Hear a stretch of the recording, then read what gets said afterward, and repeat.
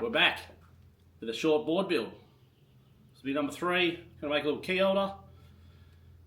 A great little housewarming gift or present. Just going to shape it like a key, bang some hooks in it and give it some key attributes. See what I did there? Alright, let's get into it.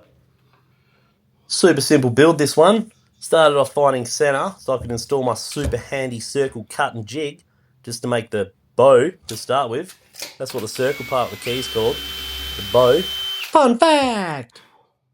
If you're lacking in the circle cut and jig department, you can use a compass or a paint can or just freehand the perfect circle, which I was going to do, but since I need to set this up anyway for the cut, I decided against it.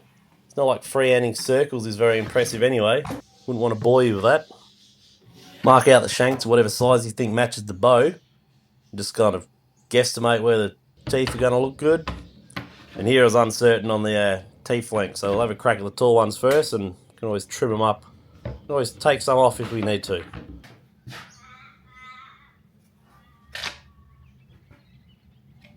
I've been missing this router bit for weeks and never thought to check the router I never use.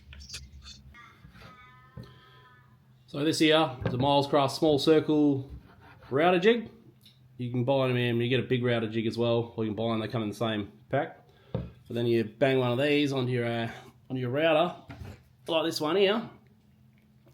Then you just match up your arrows, give it a twist, lock it in. Locks in here. And yeah, you got little inner and outer measurements, so you can measure to that screw, which works out good. And it's if you're using a 1/8 router bit, that's for the inner and outer circumference. Okay, a little bit of kit, this one.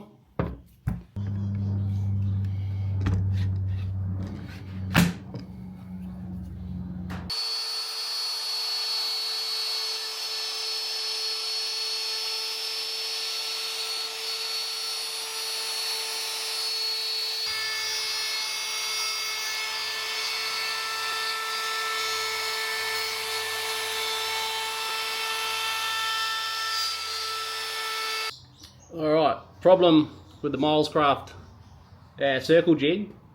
This big meaty thing here stops me getting all the way down. So I'll cut out what I can with the bandsaw and then we'll hit it with a flush trim bit. Workarounds. When using this jig, remember to install it on the back of your piece. It does leave a hole. You've got to use double-sided tape if you're in a pinch. I haven't tried that yet, but I remove the waste material with the crosscut sled. If you're not lucky enough to own a table saw, handsaw and chisel will do the trick. If you have a table saw and no crosscut sled, well, build yourself a sled, mate. They're game changers. Jeez. I opted to go the shorter teeth here. Be aware of the bottom of the blade though. On cuts like this, you don't want to cut into your bow.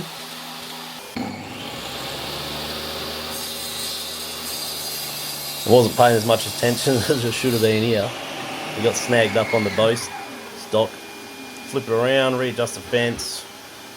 Remembering not to cut too far. The bottom of the blade is further away than the top, remember?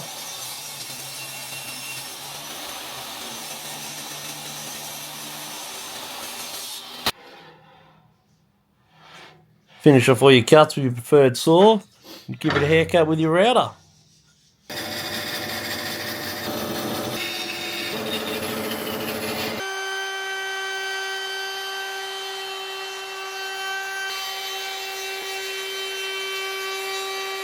It looks ridiculous. I think it's too long. Maybe cut that bit there off.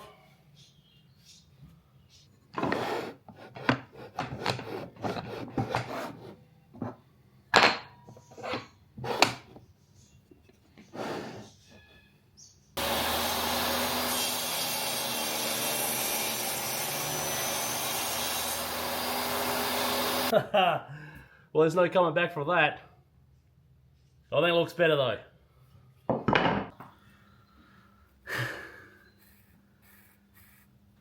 Oh, did I just have a blonde moment?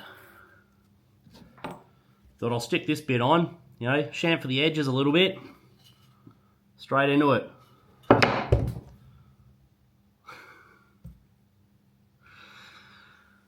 What an idiot. I didn't want to chamfer that much, but to hide it I may have to. This is the third short board build I've done out of 4 boards. Funnily enough, they've all been holders. Phone holder, shot glass holder, and now key holder. Those videos are up on the channel if you haven't seen them. Check them out. But let me know in the comments what the last short board should be or hold. Leave a like and subscribe.